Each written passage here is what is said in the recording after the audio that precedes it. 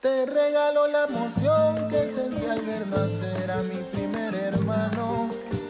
La sonrisa de mamá al verme deletrear los pasos, los poderes de sus dioses, su Dios y sus anhelos. Mi futuro, mi voz, mi aliento, solo quiero ponerlo en tus manos. Y a medida que pase el tiempo, tú comprendas que te amo. Con el tiempo entenderás que es amor, puro amor. Con el tiempo entenderás que es amor, puro amor.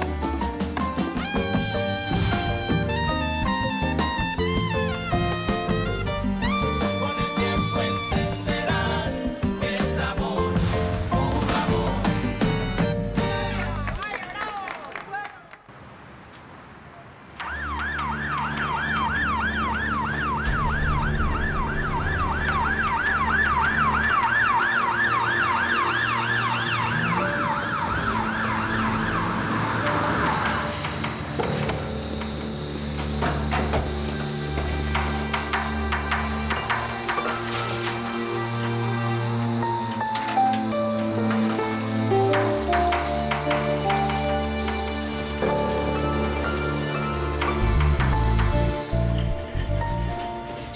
Chef, aidez-moi s'il vous plaît. Oui, elle allait monter dans un bus et elle est tombée. Elle est inconsciente, s'il vous plaît. Nous allons nous en occuper. Ne vous inquiétez pas. Docteur, Voyons. regardez. Ok, j'ai besoin d'un examen neurologique, de réflexes pathologiques et de voir si elle est consciente. Elle a un hématome sous-dural, demandez un scan, ok? Très bien. Natalia, D'accord, tu as docteur. cours. Non. Va en cours. Non, Rodrigo, Va en non. cours. Non, Natalia, je je n'y te vais dis que tu ne peux pas venir. Va en cours. Si quoi que ce soit arrive, je te préviendrai. Salut.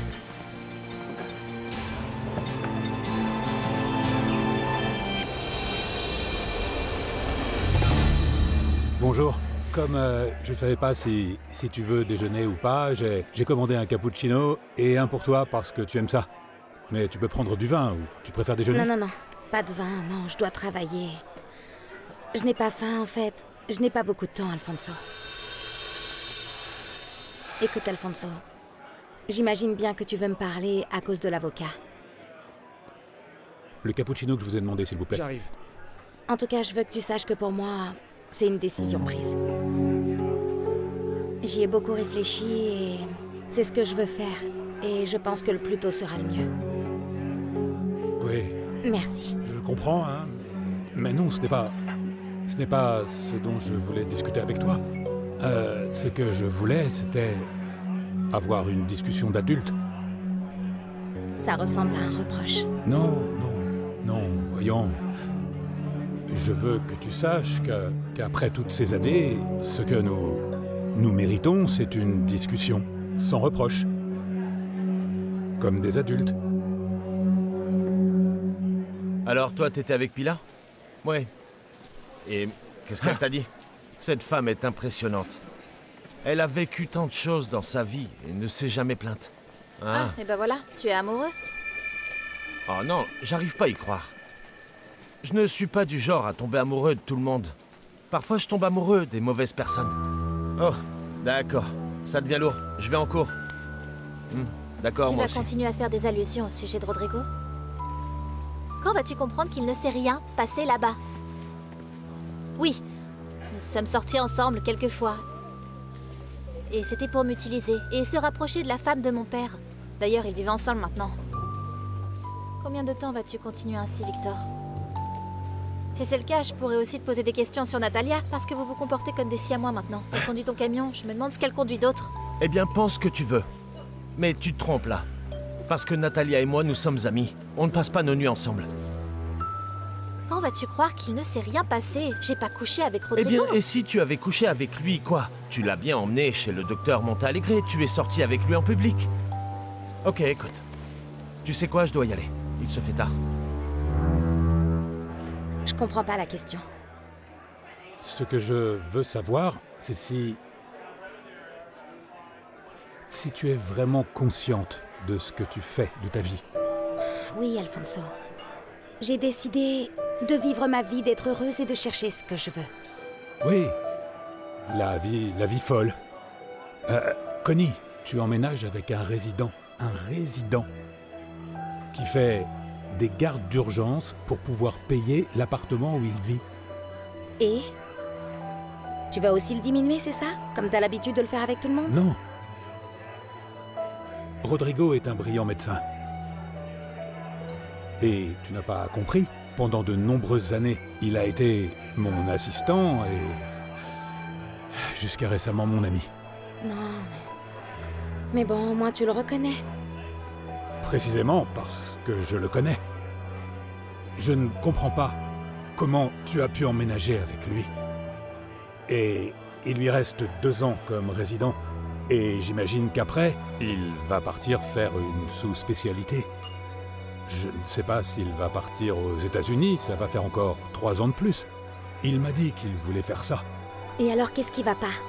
Dis-moi, quel est le problème si Rodrigo fait ça? Non, il n'y a rien de mal. Je pense juste que... je ne te vois pas dans cette vie-là. Ah non? Et alors quoi? Qu'est-ce que tu vois? Je vois une étudiante vivant dans la résidence d'un médecin, partageant un appartement avec 2 autres pour obtenir un prêt. Un petit appartement,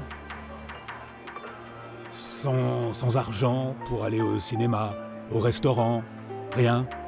Hein? Ça, c'est pour 3 ans. J'imagine que tu vas partir avec lui, améliorer ton anglais, et 3 ans sans travailler dans ta carrière. Et après, tu vas revenir, peut-être avec des dettes jusqu'au cou. Toute une vie pour rien, parce que c'est comme ça que tu reviens. Toute une vie à travailler dur. Vous allez travailler tous les deux, parce que tu seras très déconnecté. Tu sais ce que je comprends pas, Alfonso? Pourquoi as-tu attendu aussi longtemps pour enfin décider de t'inquiéter pour moi? Parce que je tiens à toi. Et parce que je dois savoir pourquoi tu as changé la vie qu'on avait pour une vie comme celle-là. Eh bien, je ne sais pas si la vie que j'avais avec toi était si mauvaise. Mais ce que je sais, c'est qu'en ce moment, je suis très heureuse. Bien sûr. Des baisers dans le parking, du sexe dans le salon, dans la cuisine, dans la salle de bain. Tout est magnifique au début. Crois-moi, je m'en souviens. Mais après, c'est la vie, Connie. Mais bon, tu peux bien faire toutes les moqueries que tu veux, dire ce que tu veux. Je suis heureuse. Je ne me moque absolument pas. La seule chose que je veux que tu saches, c'est que la seule personne qui ne pense pas que nous avions une belle vie, c'est toi. Parce que pendant de nombreuses années, j'ai cru que nous étions heureux. Je n'étais pas heureuse, Alfonso. Je n'étais plus heureuse. C'est dommage. Parce que... tu me manques encore énormément. Et je n'ai pas la moindre idée de comment je vais pouvoir vivre sans toi. Je voulais que tu saches ça.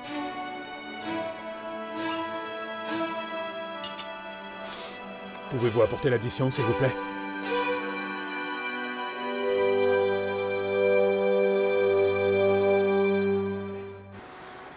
On peut parler? Oui, bien sûr, ma chérie. 17h30, ça te va? D'accord, alors je vais quitter le cours à 5h et j'arrive là-bas. Merci beaucoup, docteur. D'accord, mais alors, qu'est-ce qui s'est passé? Eh bien, imaginez que j'ai rendu visite à Manuel et... Eh bien oui, j'ai quelque chose d'important à discuter avec vous. Très bien, eh bien, je serai ici à t'attendre alors. D'accord.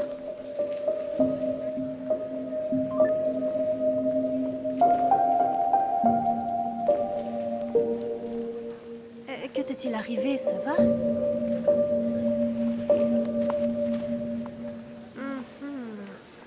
Bonjour, Belki. Tu vas m'éviter toute la carrière, c'est ça? Ou on va un jour parler? Ah, non. Eh bien, le truc, c'est que j'ai été occupée avec ton père et... Eh bien...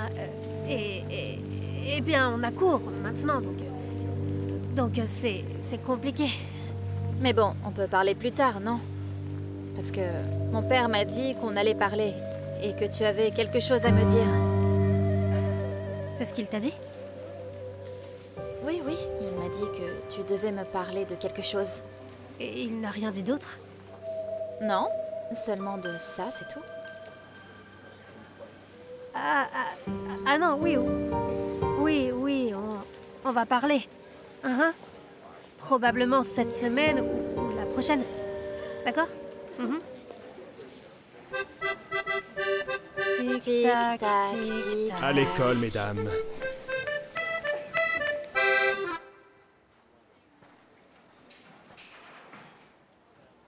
Bonjour, bonjour.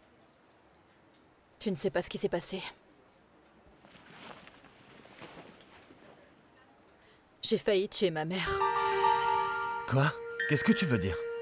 Eh bien, je suis arrivée pour prendre les affaires et elle est arrivée et elle pensait que j'allais la voler. Ah. Eh bien, je pensais qu'elle était rentrée et puis elle s'est agrippée au camion et... Eh bien, quand j'ai freiné, elle est tombée du camion. Eh bien, qu'est-ce que tu fais ici? Allez, va voir ta mère, dépêche-toi. Non, je ne vais pas manquer le cours avec Herminio. En plus, le docteur Rodrigo était aux urgences et m'a dit de partir, que je ferais plus de bien ici. Bien sûr, et vu que tout ce que dit le docteur est vrai, cet homme ouvre la bouche et... Eh bien, il a raison. Ne sois pas enfantin, Victor, hein? C'est sérieux, tu comprends pas qu'elle est inconsciente. Écoute, désolé. Je suis désolé, ok? Pardonne-moi. Vous voulez du thé et des biscuits pour la visite ou on peut commencer? Je suis bête, moi, même connaissant Alfonso, je suis allée déjeuner avec lui. Oh non, me dis pas que t'as encore des doutes, c'est pas vrai. Eh bien, disons qu'il n'a rien dit que je ne savais pas. Et alors?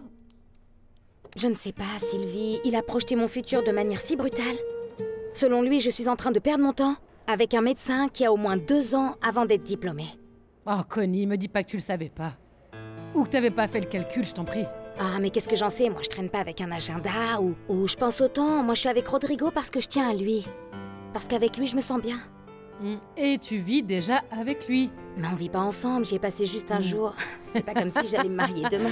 Écoute, je pense que tout ça est clair. Alors, ce que t'as à faire, fais-le petit à petit. Détends-toi, pas de stress. Et arrête de te faire des idées. D'accord?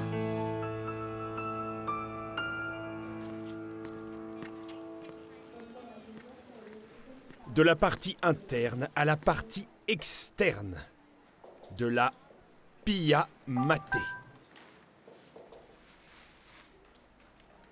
Ta mère est stable, en observation. Arachnoïde. Dura Maté. On en parlera quand le cours sera terminé. Je serai ici jusqu'à 20h.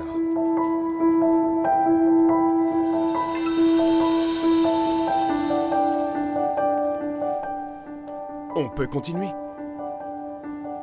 Merci beaucoup. Je disais la Pia Maté. L'arachnoïde.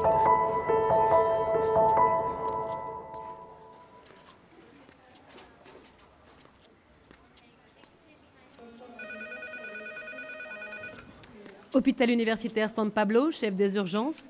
Guilma? Alfonso. Monte Alegre.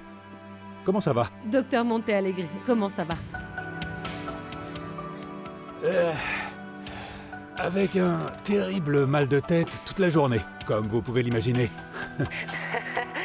Eh bien, moi aussi, j'ai un peu mal à la tête. On dirait que c'est une gueule de bois, non?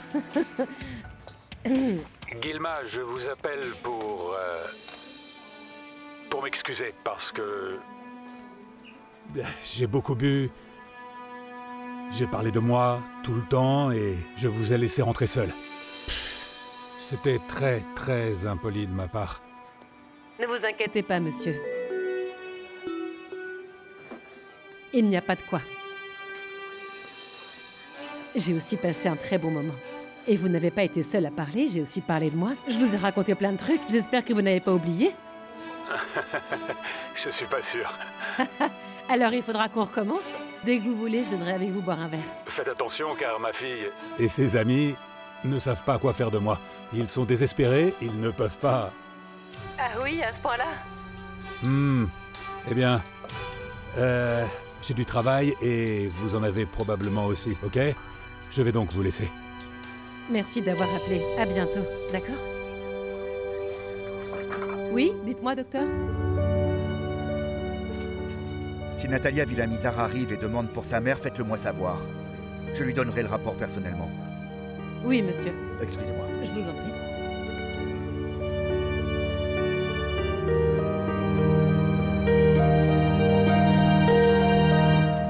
Bonjour. Ah, bonjour. Il n'y a rien de bon. Où étais-tu? Hein? J'étais tellement stressée. Docteur Angela, pardonnez-moi, c'est que j'avais une course urgente à faire, mais me voilà. Dites-moi où je peux vous accompagner.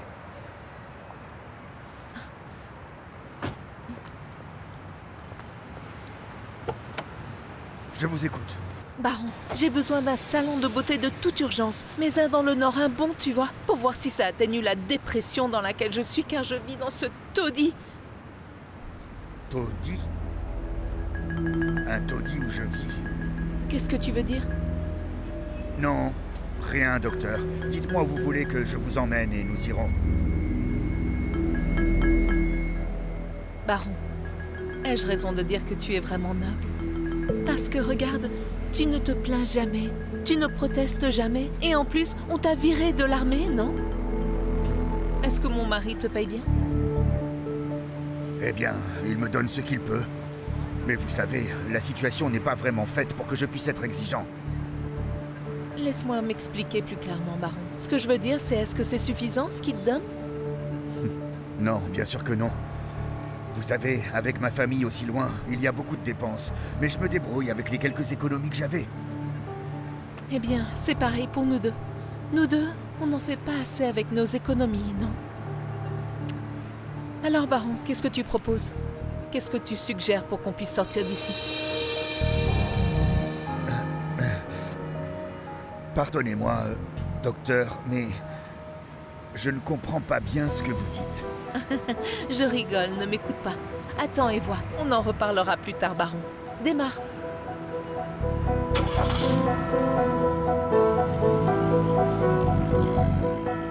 Ce qu'il faut, c'est la sécuriser, là, non? Oui, c'est bien, c'est comme je voulais. Imposante. Belle pièce, non? Très élégant, oui. Colonel, très élégant. Très bien. C'est comme ça que nous fonctionnons. Nous avons fait un travail de renseignement. Nous avons une liste des quartiers les plus dangereux de Bogota, là où il y a le plus de vols, le plus de cambriolages. Donc la chose que nous allons faire est la suivante. Nous allons commencer par sonder ces zones-là. Et ce que nous allons faire, c'est que nous distribuerons des flyers et on ira dire aux gens qu'on s'occupe de leur sécurité dans leur quartier. Oui, c'est pour qu'ils nous voient ici. Oui, exactement. Et après ça, on passera chez chacun d'eux et ils paieront. C'est simple. J'aime bien ça, colonel. J'ai un doute à ce sujet. Parce que je pense que ces gens payent déjà pour leur sécurité dans les immeubles et les blocs, non? Ouais. Je vois. En fait, je pensais que vous aviez compris, mais il s'agit d'une sécurité très spéciale. Oui, bien sûr. C'est spécial, parce que... Eh bien, parce que si jamais ils ne payent pas, disons que leur maison et leur commerce deviendraient plus insécurisés, vous comprenez? Maintenant, vous voyez un peu plus de quoi je parle. Oui, colonel. Ça marche déjà très bien dans les villages, alors ici, imaginez, ça marchera... Ça doit fonctionner. Bien mieux, alors ça, c'est certain. Oui. Bon, eh bien, si on commence comme ça, j'ai l'impression qu'on va probablement s'agrandir bientôt. Grandir? Je sens que l'affaire va bien se passer, ça va rapporter de l'argent. Ouais, très bonne affaire. On commence alors? Oui, monsieur. Exactement. Il faut que je prenne cet appel. Oui, bien sûr. Oh, eh bien, non, oui, allez donc regarde vérifier les listes. Les listes, voilà. Ouais. Excusez-moi. Salut, Marie Marcita.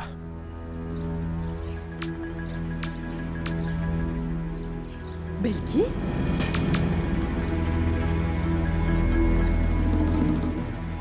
Ah oui. C'est pas possible.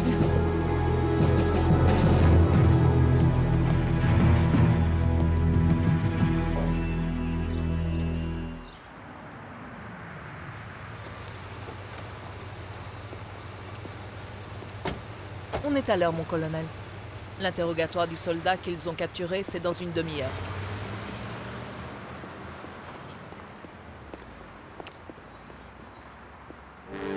Colonel, l'important, c'est qu'ils parlent. Regardez, si l'un d'eux commence à parler, les autres parleront aussi.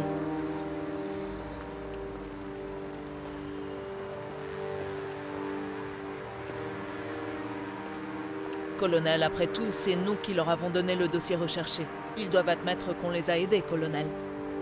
Bonjour.